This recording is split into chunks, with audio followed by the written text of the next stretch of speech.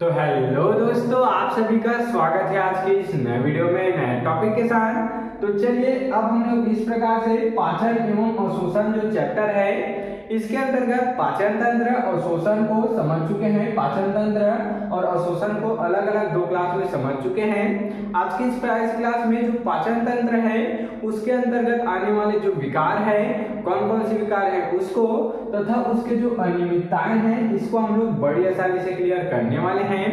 तो चलिए बिना किसी समय गंवाए इसको समझने का प्रयास करते हैं। तो देख सकते हैं पाचन तंत्र के विकार अर्थात एक प्रकार का रोग मान लेते हैं। विकार अर्थात रोग हो गया, और अनियमितताएं अर्थात क्या है, जो नियमित नहीं रहता है, जो नॉर्मल है वह नॉर्मल नहीं रह जाता है, उसको क्या कहते हैं, अनियमितताएं कहते हैं। तो पाचन तंत्र का यहाँ पर बात हो रहा है, तो पाचन तंत्र के विकार और अनियमितताएं क्या होता है, चलिए इसको समझने का प्रयास करते हैं।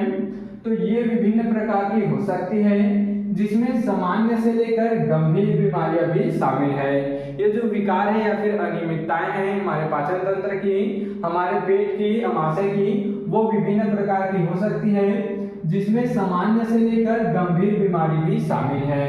जैसे कि जलन हो गया, कब्ज हो गया, दस्त, पेट के अल्सर आदि, ये सब क्या है, ये सब इसके विकार और क्या है, अनियमितताएं होती है। इन विकारों के देख सकते हैं, इन विकारों के आम लक्षणों में पेट दर्द जैसे कि सूजन, पेट दर्द और सूजन, सीने में जलन, मतली, उल्टी शामिल है। क्या बोला गया, ध्यान देंगे, शुरू से एक बात पढ़ लेते हैं। ये विभिन्न प्रकार की हो सकती है, जिसमें सामान्य से लेकर गंभीर रोग भी शामिल है। जैसे कि जलन, कब्ज, दस्त, पेट में अल्सर, पेट के अल्सर, इतना बात क्लियर। इन विकारों के आम लक्षण अर्थात ये जो विकार हैं इसके आम लक्षण पेट में दर्द, पेट में सूजन, सीने में जलन, मतली और उल्टी यहाँ पर हो सकती है।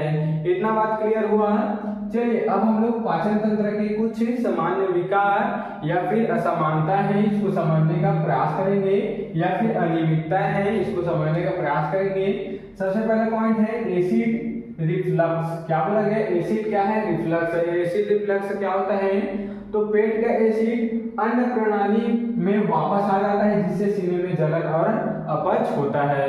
ये तो आपको कभी ना कभी हुआ होगा, पेट में अचानक से जलन होता है, अर्थात जो खट्टी रका है वह किसके माध्यम से, अन्न प्रणाली अर्थात जो हमारा ग्रास नली होता है उसके माध्यम से ऊपर आने लगता है एसिड, और सीने में क्या होता है, और सीने में जलन, और इससे अपच भी हो जाता है। हमारा जो खाना है वो अच्छे से नहीं पचता है।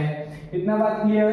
दूसरा देख लेते हैं कब्ज और दस्त। कब्ज और दस्त क्या हो गया, तो मल का सख्त और सूखा होना तथा पतला और पानीदार मल। क्या बोला गया, कब्ज और दस्त। कब्ज में हो गया मल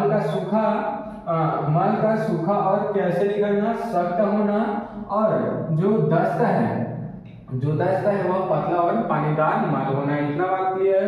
चलिए अगला टॉपिक देखेंगे। अगला पॉइंट क्या है, इरिटेबल बाउल सिंड्रोम, अर्थात इसको IBS भी बोलते हैं। I का मतलब इरिटेबल, B का बाउल, S का सिंड्रोम। तो ये क्या होता है, एक पुरानी स्थिति है जो आंतों में दर्द, ऐंठन, सूजन, गैस, दस्त या फिर कब्ज का कारण बनती है। देख सकते हैं ये एक पुरानी क्या है, स्थिति है। IBS पुरानी स्थिति है, इसके कारण क्या होती है, आंतों में जो हमारी छोटी आंत, बड़ी आंत है उसमें दर्द, उसमें ऐंठन, सूजन और गैस भी बनने लगता है, या फिर कब्ज का कारण भी बनती है। इतना बात क्लियर। चलिए अगला पॉइंट पढ़ेंगे, पेट का फ्लू। तो पेट और आंतों का वायरस संक्रमण। पेट का फ्लू क्या होता है, पेट के आंतों का जो वायरस है संक्रमण। इतना क्लियर। अगला पॉइंट है सूजन और आंत्र रोग। सूजन और आंत्र रोग क्या है, तो इसमें क्रोहन रोग, देख सकते हैं ये रोग का नाम है, क्या रोग, क्रोहन रोग, और अल्सरेटिव, देख सकते हैं अल्सरेटिव कोलाइटिस, देख सकते हैं ये दोनों रोग का नाम है, क्या क्या, क्लोहन और अल्टरेटिव क्लोराइटिस जैसी बीमारियां शामिल है, जो पाचन तंत्र की पुरानी सूजन का कारण बनती है।